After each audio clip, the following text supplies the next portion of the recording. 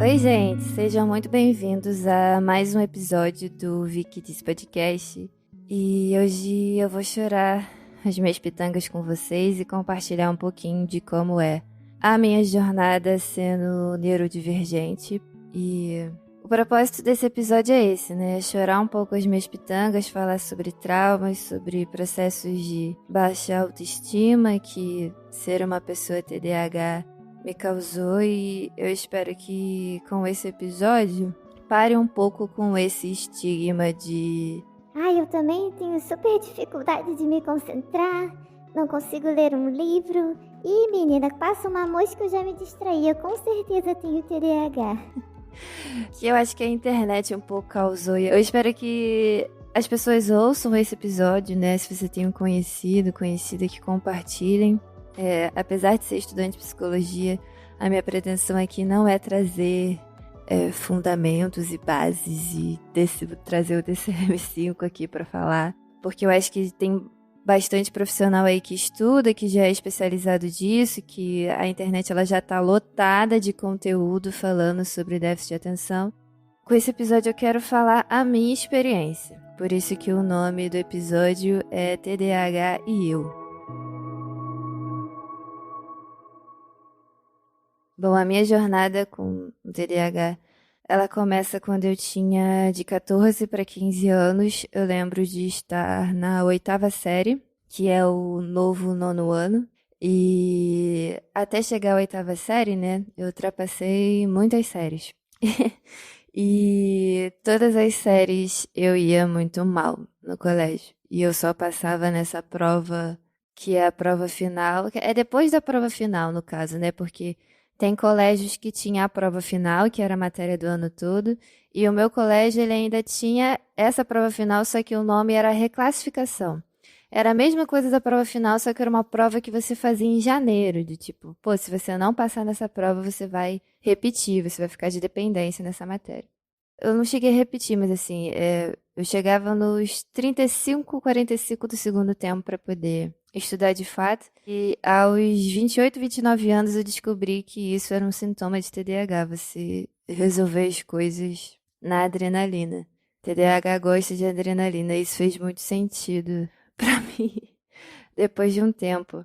Mas então, eu não preparei roteiro, tá, gente? Inclusive, por isso que até pro Bruno, pra editar o episódio e pra vocês, vai ter uma hora que eu vou estar divagando aqui, vendo o que eu vou falar, ainda mais por ser um tema difícil pra mim. Todos os processos que eu compartilho com vocês, a maioria deles, se não todos, são processos que eu já passei, são processos que já estão bem resolvidos pra mim. O TDAH, ele tá um pouco longe de ser bem resolvido pra mim, assim. Ainda é uma coisa que eu estou falando na terapia esse ano, esses meses. E eu vou explicar por quê, né? Começou quando eu tinha 14 para 15 anos, na 8ª série. Eu nunca passava nos bimestres, né? Eu tava sempre passando a prova final. E eu lembro, a minha mãe brigava muito comigo, né? Geralmente, mães latinas são as mães que botam de castigo, que gritam, que berram. E meu pai foi o cara que conversou, assim. E eu lembro de ficar muito mal, porque ele realmente trocou uma ideia comigo, ele chegou à vitória. Então, eu e sua mãe, a gente faz muito esforço para pagar o seu colégio. Eu fazia explicadora também, eu era aquela criança que saía direto da escola, tomava um banho, almoçava. Ia direto para explicadora e só saía da explicadora umas 6 horas e ainda assim eu não conseguia tirar uma nota boa e eu só passava no colégio nessa prova em janeiro, nos 50, assim, do segundo tempo. E ele falou: a gente não sabe mais o que fazer com você, assim, a gente tá bem decepcionado. A sua mãe, ela briga com você, né, te deixa de castigo porque parece que você não liga. Parece que você acha que o nosso dinheiro tá. A gente cata dinheiro na árvore. E eu queria. Enfim, ele foi conversando comigo, né? Falando lá sobre as problemáticas de eles estarem fazendo todo um esforço para me dar uma educação boa e eu dar essa impressão de que estou cagando, né? Só que eu estudava. Assim, eu realmente estudava para prova no colégio, eu realmente estudava na explicadora. Só que eu realmente não conseguia tirar uma nota boa. E eu lembro de olhar pra cara do meu pai e falar, não sei, pai, eu não sei por que que eu não consigo, vai ver, eu sou burra. E ele ficou olhando assim pra minha cara, meio que não acreditou muito no que eu falei, sei lá. Acho que eu e meu pai, a gente nunca chegou a conversar sobre isso depois. Depois eu vou até pedir pra ele ouvir esse episódio também. Mas isso ficou muito forte em mim, essa crença de que eu sou burra. Até falar disso me dá vontade de chorar, porque isso cresceu comigo, porque não importa o esforço que eu fazia, a concentração que eu tentava ter não adiantava. E eu lembro de, nessa adolescência, ficar com muita essa sensação assim de incapacidade, de que eu perdi o controle da minha mente, assim. Não importa o que eu fizesse que não ia adiantar. E eu comecei o tratamento, né? Fui na neurologista, fiz uma cacetada de exames na época, até por eu ser menor de idade, né? E por ter que começar a tomar o medicamento que é tarja preta, e, enfim, eu tive que fazer vários exames, não só para confirmar o diagnóstico de TDAH, né? Porque a escola chamava os meus pais para conversarem, a minha mãe, enfim. Começaram a suspeitar, foi aí que minha mãe correu atrás. Fomos na neurologista, fizemos uma bateria lá de exames. Vou te falar, não lembro se ela me aplicou algum teste, alguma coisa assim. Lembro de vagas coisas, assim. Eu consigo lembrar do consultório dela. Eu consigo lembrar de alguns exames, assim. E consigo lembrar muito dela conversando com a minha mãe, assim, tipo. Eu lembro da minha mãe falava, nossa, mas. E minha mãe fazia muito isso, ela faz isso até hoje, tadinha. Ela acha que vai conseguir me ajudar. Porque o TDAH tem isso, né? A gente tem que encontrar o nosso mecanismo de não esquecer, de prestar atenção nas coisas. Não adianta outra pessoa tentar fazer isso pra gente. E a minha mãe, ela falava muito pra neurologista, assim, de tipo, eu ia imprimir um monte de recadinho, eu colei um monte de recadinho pra ela casa. De Vitória, fazer isso, Vitória, não esquecer de fazer tal coisa. E eu lembro da neurologista, assim, rir pacientemente, olhando pra cara da minha mãe e falar, Andréia, ela não vai enxergar. Esses recados coloridos que você tá espalhando pela casa, ela vai ver, vai enxergar no primeiro dia, que vai ser uma novidade, e depois ela não vai enxergar mais. Isso vai se tornar a mobília da casa, vai se tornar uma parte comum da casa. Ela não vai mais enxergar. Minha mãe fica muito cansada de, tipo, cara, eu ficava muito com essa sensação, assim, de farda, assim, sei lá, de, tipo, cara, o que que a gente faz com ela, sabe? O que que a gente faz com essa criança? Eu lembro da neurologista falar com a minha mãe, foi aí que eu comecei o processo terapêutico. Foi minha primeira psicóloga, porque a neurologista falava, cara, ela não pode tomar um remédio de tarja preta sem estar fazendo acompanhamento psicológico. Inclusive, né, o TDAH, ele traz esses sintomas, baixa autoestima, xalala. Então, ela precisa estar fazendo um acompanhamento psicológico e eu quero o contato, né, da psicóloga dela, assim que se arranjar, porque a gente vai conversar e a gente vai acompanhar a Vitória. Eu lembro dela me explicar, né, que eu não estava entendendo muito, ela falando, olha, esse remédio, Vitória, não necessariamente você vai tomar ele para o resto da sua vida, assim. Tem adultos que eu trato que só tomam para dirigir, tem adultos que só tomam quando tem uma prova, tá chegando um período importante para fazer a prova, então desde o primeiro mês que eles começam a estudar até realizar a prova, eles tomam. E se acontecer alguma coisa estressante na sua vida, né, algum momento difícil, não tem o menor problema de você voltar a usar o recurso da medicação, porque você não vai conseguir, de fato, prestar atenção sozinha, né? Sem uma ajuda, porque você vai estar passando por outras emoções que interferem. E assim, se hoje em dia existe um tabu de tomar remédio de tarja preta, mas não tanto quanto existia antes, né? Porque hoje em dia toda uma geração tem depressão, tem ansiedade, então pra gente é bem mais tranquilo falar tá tomando algum tipo de medicação, mas se isso você parar para pensar em 2008, 2009, era meio que uma vergonha, assim, sabe? Eu lembro muito do cuidado da neurologista tentando me deixar tranquila. Eu lembro que, eu não sei se eu cheguei a sofrer algum bullying, alguém me zoou, descobriu do prédio, assim, porque o maior momento que eu sofri bullying foi no prédio, né? Gente de prédio é uma questão. Não sei se alguém descobriu, me zoou, me chamou de lerda, alguma coisa assim. Porque teve um momento na escola ou no prédio, eu não lembro, que o meu apelido era da Lua.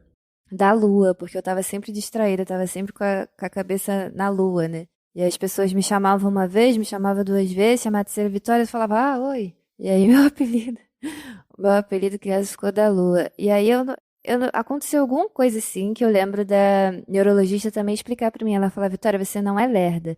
Inclusive, quem tem déficit de atenção tem um pensamento muito acelerado. Então, eu tô falando pra sua mãe te colocar no esporte, colocar pra fazer alguma coisa, e você também pense sobre isso na sua vida adulta, de estar sempre praticando alguma atividade física, porque isso é muito bom pra vocês. Por vocês terem o pensamento muito acelerado, o exercício físico ele desacelera, então vocês meio que conseguem, depois de fazer o exercício, né, ficar vibrando na velocidade normal e tal, alguma parada assim.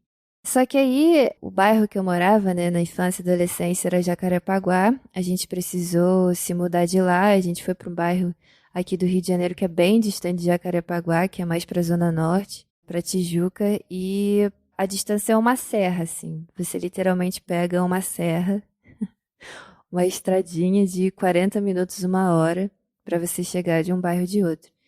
E a gente chegou, se mudou também numa situação bem difícil, né? A nossa mudança para esse bairro novo não foi porque minha mãe estava cheia de dinheiro e falava vamos nos mudar, foi muito pelo contrário.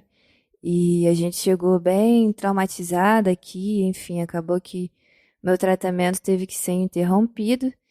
E eu simplesmente fui entrando no ensino médio, vivendo a minha vida, e eu esqueci que eu tinha déficit de atenção.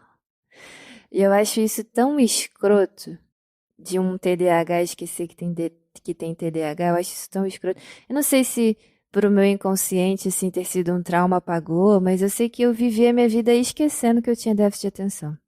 A minha mãe, não culpando ela, né, mas como foi uma situação traumatizante essa transição pra gente, acabou que a gente meio que chegou nesse novo bairro, foi se reerguendo, ela estava desempregada, enfim, várias outras coisas aconteceram, acabou que não foi procurado um novo neurologista, um novo psicólogo pra mim, sabe? Até que eu fui entrando na vida adulta e esqueci. Até que chegou 2023, né? Eu falei pra vocês, já falei em alguns episódios que 2023 foi um ano bem dificinho pra mim, bem traumatizante. E eu tava. Comecei indo muito bem nesse trabalho. E depois eu comecei a ir muito mal por questões emocionais. E comecei a errar muita coisa de falta de atenção. Lembro de tentar fazer uma coisa devagarinho depois da outra. E ainda assim, quando eu entregar pra minha supervisora, ela vai falar: Cara, tá errado. Tipo, você não viu isso aqui. E eu ficar muito mal, assim, ir pro banheiro chorar, voltar pra casa chorando.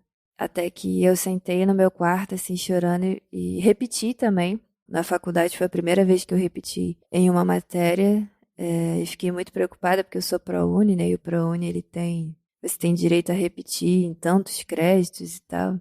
E eu lembro que eu tava chorando muito, assim, falando, cara, parece que eu não tenho o menor controle da minha mente. Quando eu falei essa frase, parece que eu não tenho o menor controle da minha mente, eu me vi adolescente de novo. E aí eu comecei a rir, assim, igual uma doida, assim, rindo e chorando. Eu falei, meu Deus, eu tenho déficit de atenção.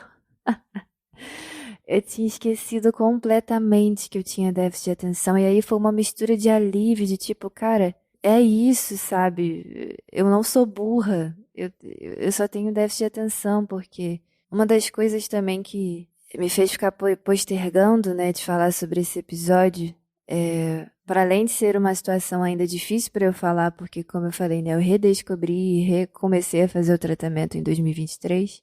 Estamos em 2024 ainda, é difícil para mim de falar disso, mas sobre esse estigma, né, que existe no mercado de trabalho, o capitalismo, ele tá, vamos falar o português, claro, o capitalismo tá pouco se fudendo, né, se sua mãe morreu, se você tá doente, se você tem um piriri, se você tem déficit de atenção, ele tá pouco se fudendo, você tem que produzir, você tem que entregar, e se você não entregar, tchau, porque fazer igual que você faz tem 300 em plataformas aí querendo o emprego que você tem. Então, um dos meus medos de colocar esse episódio no ar é esse estigma, né? Esse preconceito.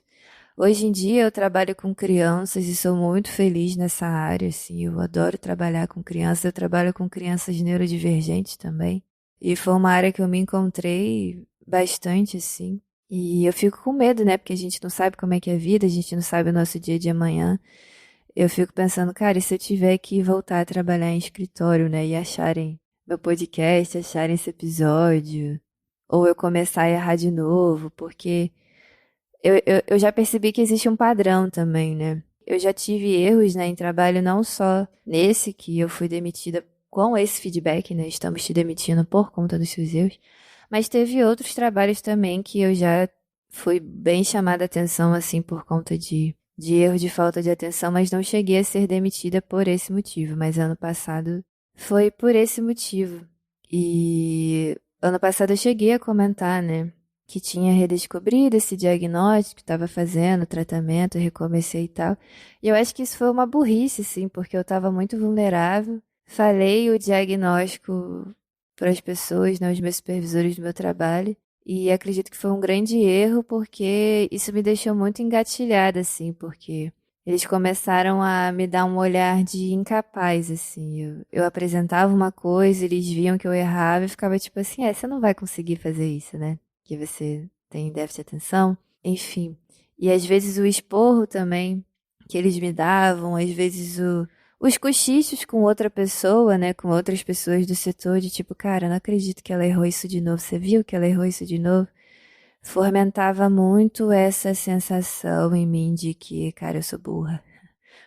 Porque é muito uma coisa assim de que, cara, como assim você errou isso? Como assim você não enxergou isso? Isso aqui é tão bobo. Isso aqui tava na sua cara. Como assim você não enxergou? Eu ficava, não enxerguei. Não vi. Eu errei. Eu conseguia sentir nas outras pessoas, assim, de ambiente de trabalho, esse olhar de incapacidade, de tipo, pô, a Vitória, ela não tem o que é suficiente pra estar nesse cargo. Ela não vai ter, ela não vai conseguir preencher os requisitos suficientes que tem pra estar nesse cargo. Outros trabalhos também que eu tive, que eu não cheguei a ser demitida, né? Mas já tomei esporros em relação a esses erros de falta de atenção. Era sempre esses esporros muito nesse tom de tipo, mano, não é possível que você não enxergou isso aqui. E era sempre vir um sentimento muito de vergonha, assim, dentro do meu coração, sabe? Eu ainda sinto muita vergonha, assim, quando eu lembro de algumas coisas. Eu sabia que eu ia me emocionar nesse episódio. Eu sabia. Me vem muito um sentimento de vergonha, assim, de culpa, de tipo, caraca, olha só o que eu tô fazendo, olha só o que eu tô errando, tipo, é verdade, como que eu não tô enxergando isso, como que eu não vi isso. E isso aos poucos foi me dando uma sensação que é a sensação que tá sendo muito difícil pra mim de lidar na terapia, que é uma sensação de tipo, cara, talvez eu esteja quebrada. Eu acho que Eu acho que eu tô quebrada. É a sensação que o diagnóstico no momento de agora me dá. Ai, desculpa, gente. Eu ficava tipo, cara, talvez eu não esteja quebrada pro mercado de trabalho. Talvez eu esteja quebrada para conviver com outras pessoas. Talvez eu esteja quebrada para estar me relacionando com outras pessoas. Porque dentro de casa também tem coisas que são muito chatas de conviver com uma pessoa de TDAH. Tem coisas que eu não vou enxergar, tem coisas que eu vou esquecer, tem coisas que eu vou repetir mais de uma vez que você vai falar, Vitória, toda vez você deixa esse negócio aqui. Eu vou falar, é verdade, no dia seguinte eu vou estar fazendo igual. Eu vou esquecer o que você está falando pra mim. Tenho muitas questões com a minha mãe em relação a isso dela. Inclusive, isso é uma coisa que eu tô pra testar com ela e tentar pra conversar com a minha mãe também, de assim, eu odeio, não só ela, né, mas tentar falar com outras pessoas, assim, eu odeio que cheguem pra mim falando, Vitória, blá, blá, blá, blá, blá, blá, blá, blá, blá, blá, blá, blá, blá, me dando um monte de informação. Eu não vou prestar atenção. Eu quero que a pessoa me chame, espere eu olhar pra ela, pra eu entender de que eu estou prestando atenção nela. E isso em trabalho acontecia muito também, assim, de às vezes chegar um supervisor entrando na sala, alguma coisa, eu estar concentrada fazendo uma atividade, o supervisor falar blá blá blá blá blá blá blá blá blá, e eu só consegui prestar atenção no final da instrução que ele deu e vinha essa coisa da vergonha, falar tipo, eu não vou pedir para ele repetir, porque toda a instrução que a pessoa às vezes me dá no trabalho se eu estiver muito concentrada, né? Porque o TDAH tem o hiperfoco também. Se eu estiver muito concentrada em uma coisa, eu literalmente não consigo ouvir o que está atrás e ao meu redor, assim. Pode estar acontecendo um incêndio, as pessoas estarem gritando, que eu não vou ouvir. Inclusive, isso já aconteceu não só em ambiente de trabalho, quanto outros ambientes também, assim, de às vezes eu tá em rolê, a gente tá uma galerinha conversando e eu tá, tipo, no mundo da lua, uma pessoa ser assaltada do meu lado e eu não enxergar. Tá rolando uma fofoca de trabalho do meu lado, ou alguém discutir com o supervisor, alguém discutir com o meu chefe e eu não ter ouvido, assim, sabe? Porque eu tava super concentrada ali no que eu tava fazendo. Então, às vezes, quando chega uma pessoa falando, Vitória, blá, blá, blá, blá, blá, blá, blá, blá, blá, me vinha essa vergonha, assim, de falar, pô, pode repetir, por favor, porque eu não peguei o início, sendo que isso é toda hora, né? E eu já fiz isso um pouco com a minha mãe. Preciso pedir para ela fazer de novo, porque acaba que ela esquece também. Mas eu lembro que quando eu conversei a primeira vez com ela sobre isso, ela mesma falou que já percebe. Ela falou, cara, várias vezes eu já falei com você e eu percebi que na metade do que eu tava falando, eu falei, cara, eu vou ter que repetir, porque ela definitivamente não tá prestando atenção em nada do que eu tô falando, eu vou ter que começar a falar tudo de novo. Enfim, eu ficava com essa sensação de tô quebrada. Eu não sei se. Às vezes bate essa bad, né? Essa baixa autoestima de tipo, será que existe alguém aí no planeta Terra que não vai se irritar com os comportamentos de TDAH? Tipo, vai me amar o suficiente de ter paciência? De tipo, eu não acho que isso não vai incomodar a pessoa, mas assim, que vai ser algo tranquilo pra pessoa de lidar. O TDAH também, a gente organizo o nosso tempo muito mal, né? Com o trabalho, eu não chego a chegar atrasada no trabalho, assim, mas em outros compromissos eu chego. E se eu não chego, você pode ter certeza que alguma coisa eu sacrifiquei. Eu deixei o meu quarto um caos, a minha casa um caos, o fogão ligado, mas te encontrei na hora, sabe? Essa sensação do tempo passando assim passa pra mim de maneira muito despercebida, assim. Inclusive, isso é uma questão pra mim na terapia, porque por muitos anos, né, o tempo passava, um prazo chegava perto do prazo, eu falava, tem que fazer isso aqui. Eu devia ter pesquisado isso antes. Eu devia ter estado mais preparada para seguir tal caminho. E agora chegou esse ano, como eu já tô ligada no TDAH, eu quero estar, tipo, completamente preparada, tá ligada em tudo pra não deixar o tempo passar e ver que eu fiquei panguando de novo, né? Eu lembro também, como eu falei, né, gente, esse episódio tá sem roteiro. Tô só aqui compartilhando meus processos, meus traumas. Eu lembro que várias pessoas, assim, às vezes eu já recebi uns feedbacks que não condiz nada com a minha personalidade, assim. De às vezes as pessoas falarem, tipo, você é muito fechada, ou muito tímida, tipo, chegou e nem falou com a gente, ou às vezes eu parecia mal educada. Às vezes eu chegava no terreiro, umas amigas da minha mãe falavam, nossa, eu acho ela muito fechada e tal, ela chega, senta na dela, às vezes não cumprimenta ninguém. Aí eu fiquei, tipo, tristona com esse feedback, sabe? Porque não é a primeira vez que eu ouço isso.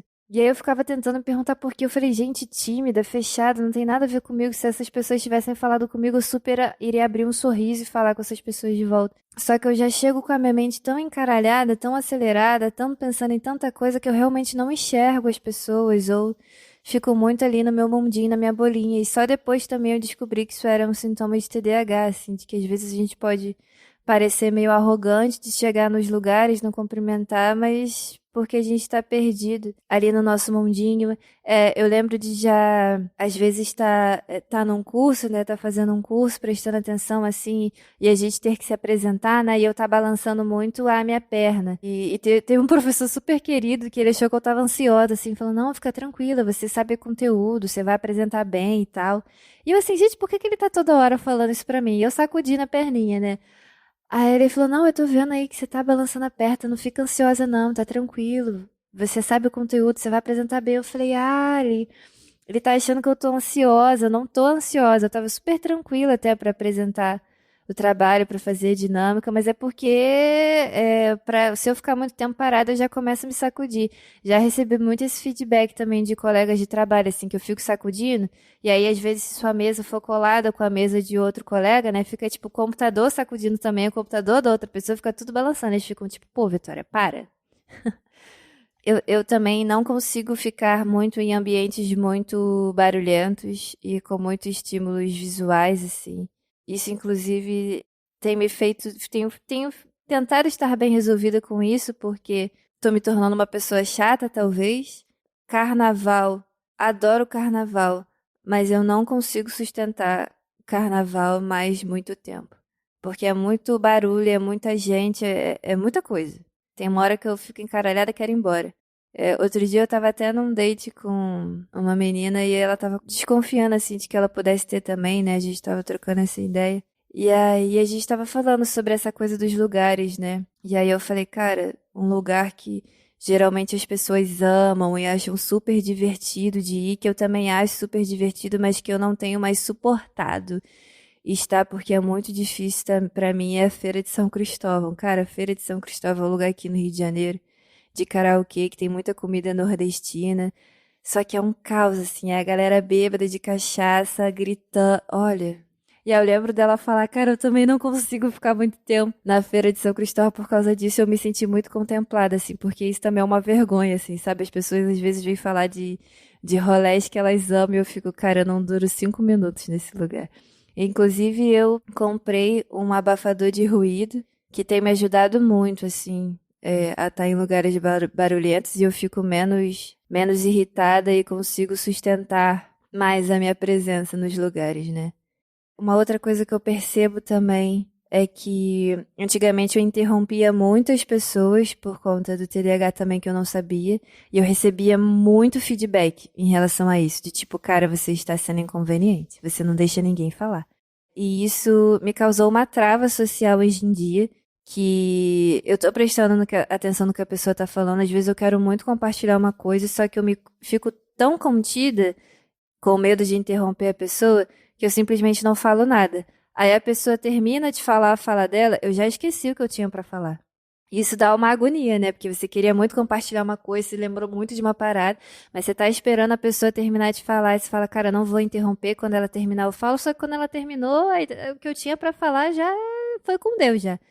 E aí acaba que, como eu fico nesse espaço, né, nesse limbo de tipo, cara, eu tinha que falar alguma coisa e eu esqueci, eu consigo lembrar do final do que a pessoa falou, e aí eu meio que tento puxar um assunto, ou eu acabo interagindo sobre essa última frase que a pessoa falou, só para a pessoa não ficar com a impressão de que eu não a ouvi ou que eu não prestei atenção no que ela estava falando, porque eu tava, mas por muitas vezes eu me perco no meio do caminho porque me vem uma ideia, eu quero muito falar, mas eu não quero interromper, eu espero a pessoa terminar de falar, eu fico, poxa, a ideia se foi, queria ter falado aquilo, mas aí eu tento agir rápido e pego esse finalzinho assim da frase que a pessoa fala, não mas você falou disso aqui, e aí engabelo mais num assunto, só que isso é muito cansativo também, isso às vezes me dá vontade de ir embora do rolê, assim.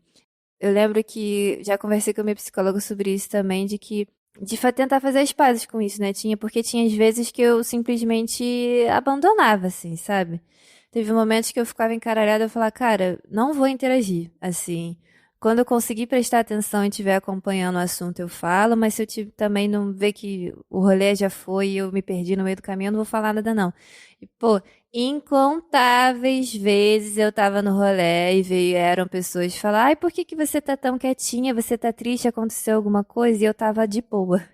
Eu tava normal, eu só tava tipo, cara, muito barulho, música, eu falo baixo, não tô conseguindo entender o que que vocês estão conversando, então eu só apertava o botão do dane-se.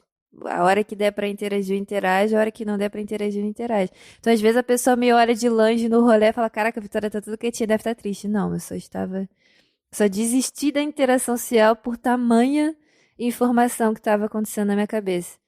Isso é uma coisa que as pessoas confundem muito também, porque o TDAH ele pode ter a hiperatividade corporal, como ele pode ter a hiperatividade mental. Geralmente a hiperatividade mental ela é mais comum nas meninas, né, nas mulheres. E a hiperatividade mental, ela não necessariamente te dá ansiedade, tá? É isso que as pessoas às vezes não conseguem diferenciar. Porque muitos dos sintomas do TH pode ser confundidos para uma pessoa que tem ansiedade. Uma pessoa que tem ansiedade, ela pode muito entender o que eu estou falando, né? Mas não necessariamente a hiperatividade te deixa ansiosa, assim. Como é que eu vou explicar? Porque a minha cabeça, ela não fica em silêncio. Tipo, às vezes minha cabeça tá sei lá, tocando uma musiquinha, tipo. E ao mesmo tempo tem uma voz de tipo, a gente tinha que fazer isso. Não, lembra daquele dia, fazer tal coisa acontecer, vai que tal coisa acontece, você tinha que estar fazendo tal coisa. E essa musiquinha de fundo rolando, sabe? A hiperatividade mental não necessariamente tá me deixando ansiedade, é só um monte de coisa acontecendo que o prejuízo da hiperatividade mental é uma exaustão. Chega no final do dia, você tá muito cansada pela quantidade de coisa que você pensou, mas não necessariamente isso estava me causando uma ansiedade ou uma angústia. Entende a diferença? Agora, quando um TDAH ele fica ansioso, ele realmente fica ferrado, assim. Tanto que é muito comum de um TDAH ele acabar tendo paralisia, assim, sabe?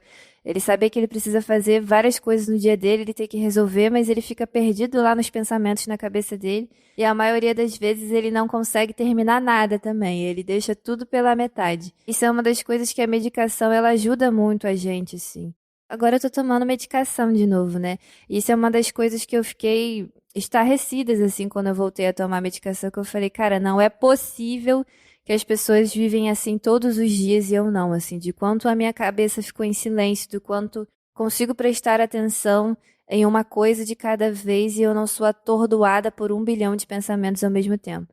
E essa era outra coisa que eu queria deixar claro, assim, o transtorno de déficit de atenção, a atenção, ela é um sintoma do transtorno, mas que esse nome transtorno de déficit de atenção, ele não é o mais apropriado para ele. O mais legal, às vezes, seria um transtorno de autorregulação, porque o TDAH ele tem muita dificuldade de se autorregular, ele precisa de alguma outra coisa, um medicamento, psicoterapia, de vários exercícios, assim, para ele ver a maneira que ele vai se regular, que ele vai ter uma rotina, que ele vai conseguir lembrar das coisas, que ele vai conseguir realizar as coisas dele.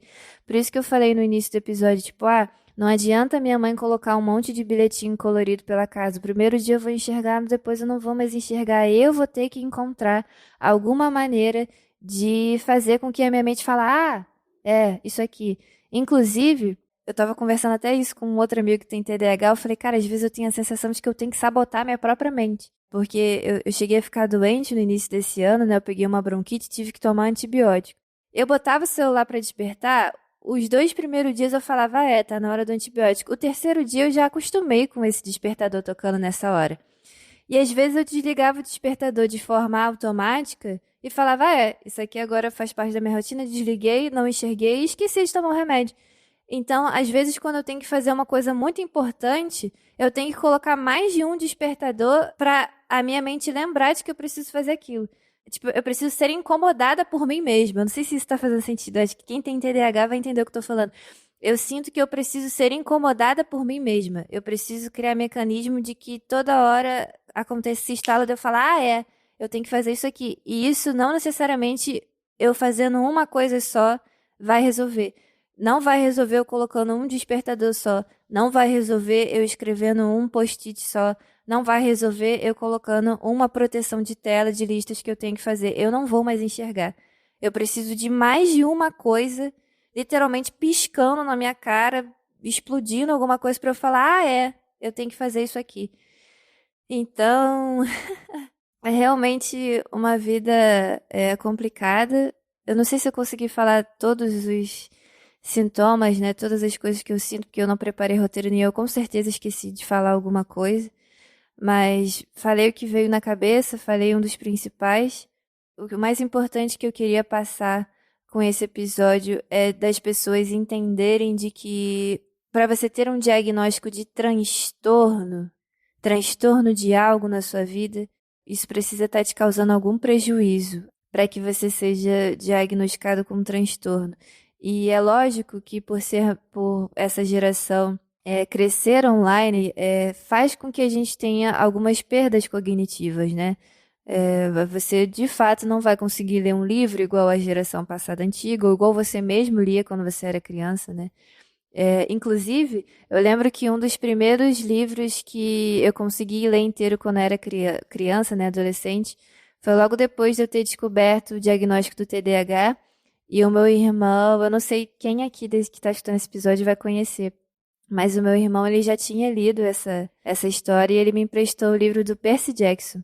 Tem um filme, né, uma série do Percy Jackson, mas é horrível. O livro, né, foi aí que eu entendi que as pessoas falam, o livro é muito melhor. Realmente, o livro é muito melhor.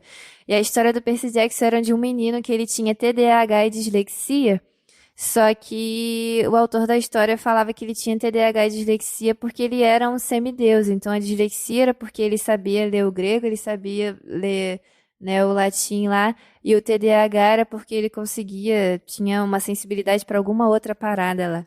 E aí eu lembro do meu irmão me dar esse livro para ler e eu ficar muito contemplada, assim, porque o meu eu adolescente, eu falava, vai que eu sou um super-herói aí também, né? Vai que tem alguma coisa especial em relação a isso.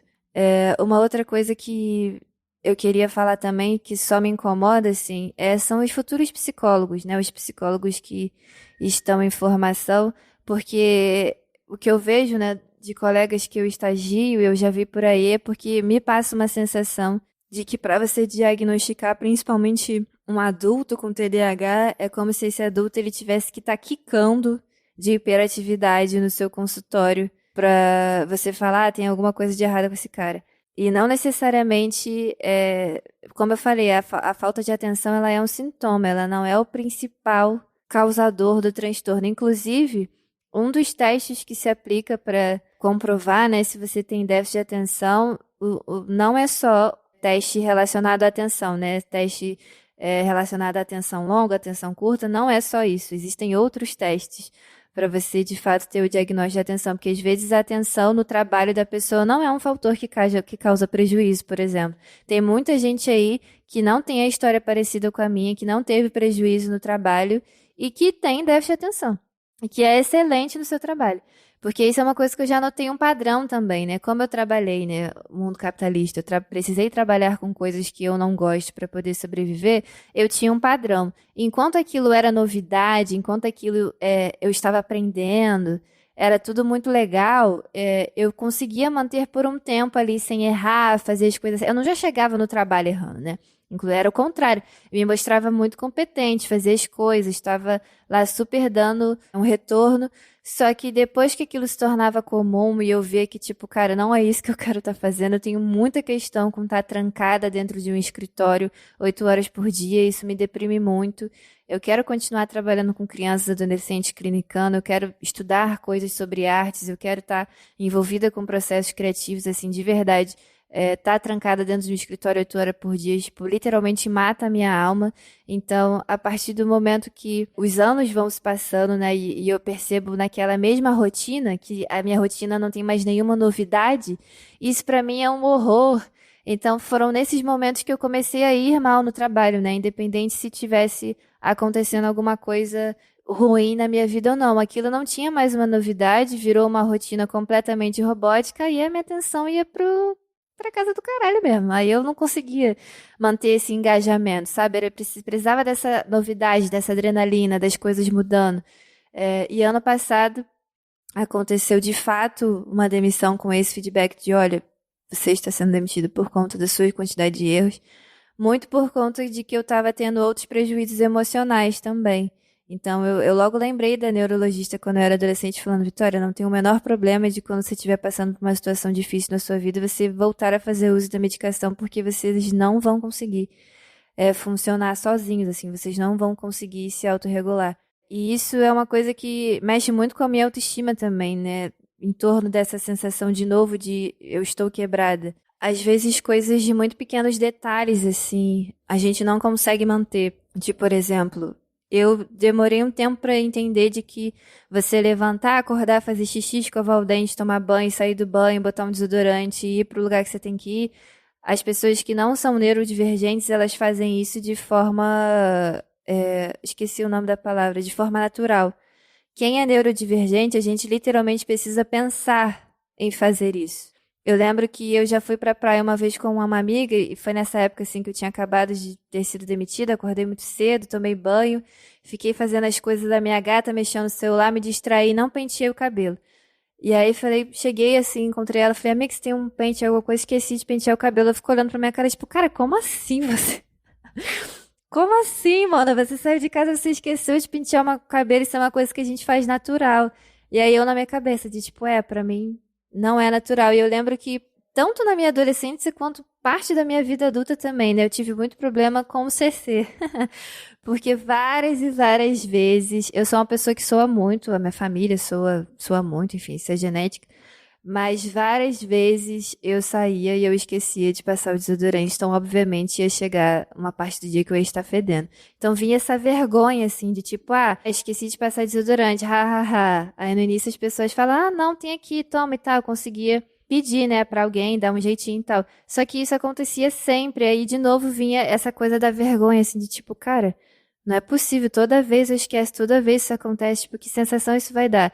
Então, neurodivergente super pode esquecer de passar o desodorante, super pode esquecer de escovar o dente, super pode esquecer de pentear o cabelo, sei lá, pode esquecer de qualquer coisa, assim, por isso que é uma dificuldade de se autorregular. Ao mesmo tempo que uma rotina, um método, uma coisa metódica pra gente é tão bom, porque a gente precisa literalmente fazer passinho por passinho pra gente conseguir viver uma vida saudável, é muito difícil você conseguir estar preso nessa rotina, né? Você conseguir engajar nessa rotina. E é muito difícil você, inicialmente, né? Pelo menos você fazer isso sem medicação, você fazer isso sem exercício físico.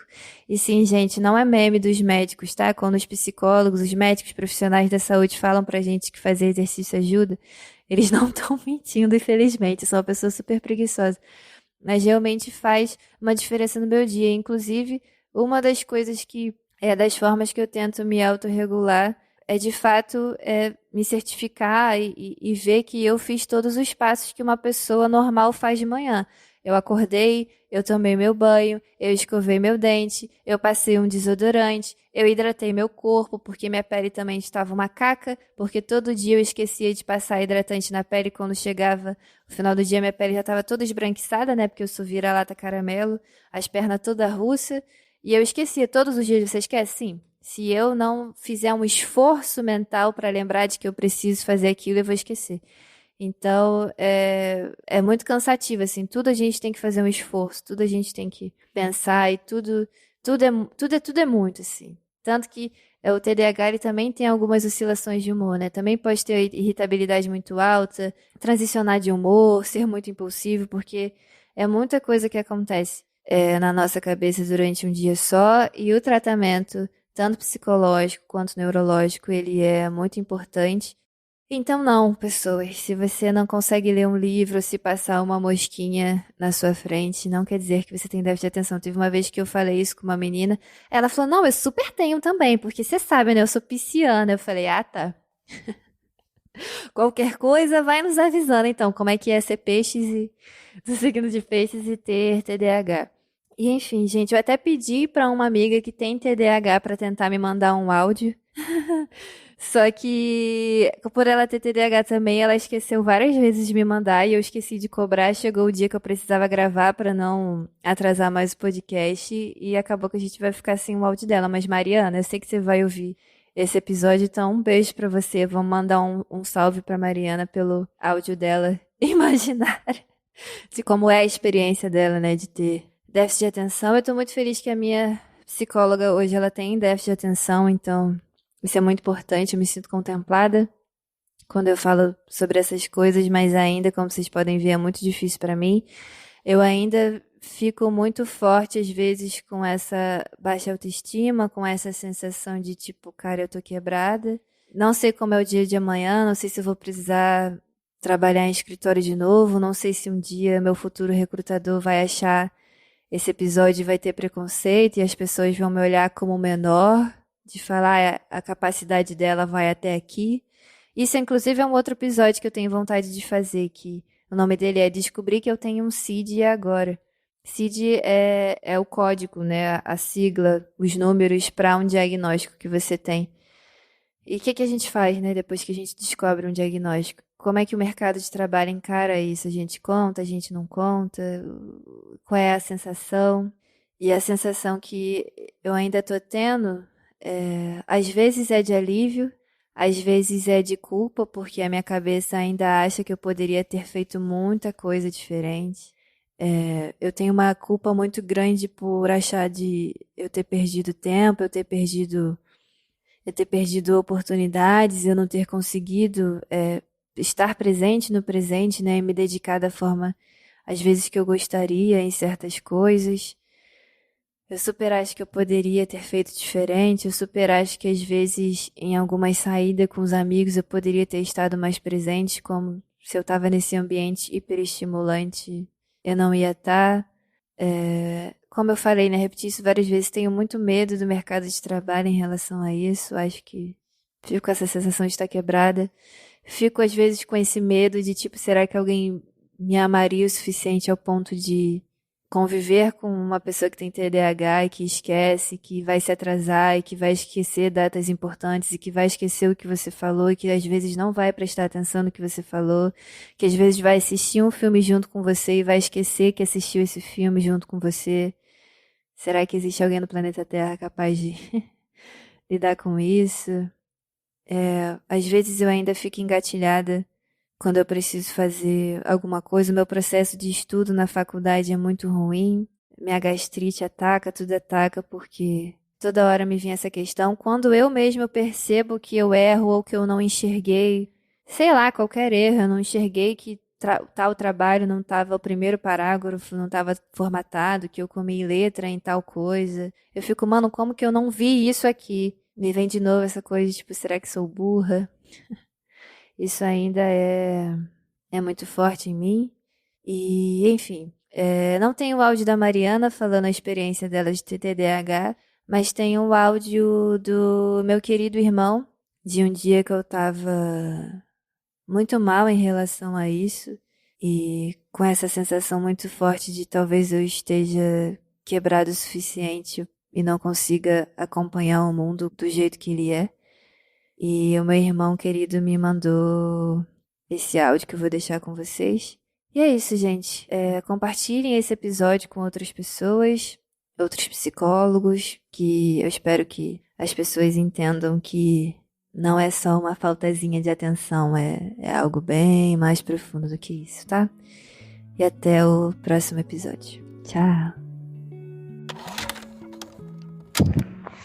Cara, não pensa que você tá quebrada, não. Você não tá quebrada. Você tá passando por um processo diferente. Tipo, você tava falando disso, eu tava lembrando do Percy Jackson, né? Que ele tinha lá a dislexia e o TDAH dele. Né, pra ele ficar concentrado, né? Pra ele fazer, né? Comprar o queijo e prestar atenção, né? Gastar e prestar atenção no tempo que o queijo tá lá, se ele vai estragar ou não. Era um mundo pra ele, mas em contrapartida ele conseguia fazer outras coisas muito bem, né? Assim como você. Eu acho que isso auxilia na sua criatividade, na sua percepção dos sentimentos das pessoas, te ajuda assim a ter empatia, né? A saber falar as coisas certas na hora certa, saber acolher, né? Então, você não tá quebrada, tá? Não pensa assim, não. Você não tá quebrada, não. Você é linda e maravilhosa do jeito que você é.